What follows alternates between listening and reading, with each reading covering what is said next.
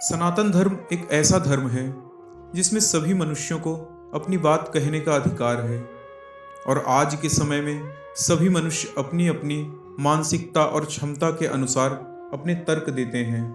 कभी उन विचारों की मधुरता मन को मोह लेती है तो कभी उन विचारों से नरक के समान दुर्गंध आती है। मनुस्मृति, श्रीमद् भगवद गीता और रामायण वामपंथी विचारकों के पसंदीदा ग्रंथ हैं और समय समय पर इन ग्रंथों के लिए इनके मन में जो मल जन्म लेता है उसकी उल्टियां करते रहते हैं। इन्हीं विचारों का परिणाम है कि ढोल गंवार शूद्र पशु नारी सकल ताड़ना के अधिकारी चौपाई को नारी, दलित और पशुओं की प्रताड़ना से जोड़ दिया गया। तो मित्रों, आज की इस वीडियो में हम आपको बताएंगे क्या है इस चौपाई की सच्चाई। आप सभी का स्वागत है आपके अपने चैनल सनातन ज्ञान पर। मूलतः हम सभी जिस रामचरितमानस को पढ़ते हैं वह अवधी भाषा में लिखी है। अवधी भाषा विश्व की प्राचीनतम भाषाओं में से एक है जो अयोध्या और उसके आसपास के क्षेत्रों में जैसे कुशभवनपुर, गोंडा, बहराइच, अमेठी, जौनपुर, प्रतापगढ़ में ज़्यादा बोली जाती है। रामचरितमानस की चौपाई प्रभु भल कीन मोहि सिख दीन्ही मर्यादा पुनि तुम ही कीनी ढोल गंवार शूद्र पशु नारी सकल ताड़ना के अधिकारी। इस चौपाई में मूलतः सब कुछ हिंदी जैसा ही है, पर इसमें एक शब्द आता है ताड़ना, जिस पर बहस होती है। अवधी भाषा में ताड़ना शब्द का अर्थ देखना होता है। उदाहरण के लिए, हम तोहका 4 दिन से ताड़त ही, तोहार चाल चलन ठीक नाय बा। ये पूर्णतः एक अवधी शब्द है जिसका अर्थ है कि मैं तुमको 4 दिन से देख रहा हूँ, तुम्हारा चाल चलन मुझे कुछ ठीक नहीं दिख रहा है। अब आते हैं इस बात पर कि गोस्वामी जी ने ये चौपाई क्यों लिखी। रामचरितमानस राम जी के चरित्र की कहानी है जिसमें एक चौपाई दूसरे से कनेक्टेड है।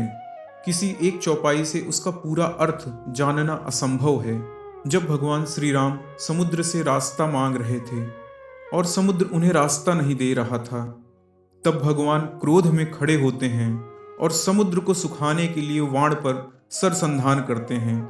भगवान श्री राम का क्रोध देखकर समुद्र देव त्राहिमाम करते हुए प्रकट होते हैं और भगवान को कहते हैं, सभे सिंधु गहि प्रभु के रेह क्षमहु नाथ अब अवगुण मेरे गगन समीर अनल जल धरनी इनकई नाथ सहज जड़ करनी। अर्थात, हे प्रभु, हमारे दोषों को क्षमा कीजिए। हम 5 तत्व हैं, गगन, हवा, आग, जल और धरती। आपने जैसे हमको बनाया है वैसे ही हम व्यवहार करते हैं और हम पांचों को आप वैसे ही देखिए जैसे आप ढोल गंवार शूद्र पशु और नारी को देखते हैं। अब आप देखें तो पहली चौपाई में जल चौथा तत्व है और दूसरी चौपाई में चौथा जीव पशु है। तो जैसे पशु को नियंत्रित करने के लिए उसको बांधना पड़ता है, वैसे ही जल को नियंत्रित करने के लिए उस पर बांध बनाना पड़ता है। फिर समुद्र देव बोले, हे प्रभु, आप मुझ पर बांध बनाइए और मैं भी अपनी लहरों को धीमा कर दूंगा। समुद्र आज भी अपने उस वचन का पालन कर रहा है। आप रामेश्वरम में जाके देख सकते हैं, वहां समुद्र आज भी अत्यंत शांत है।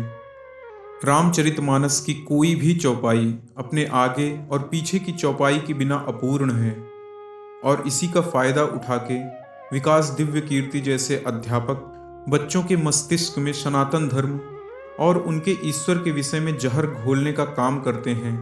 हमें आशा है आपको हमारी प्रस्तुति अच्छी लगी होगी और आप वीडियो को लाइक और कमेंट अवश्य करेंगे।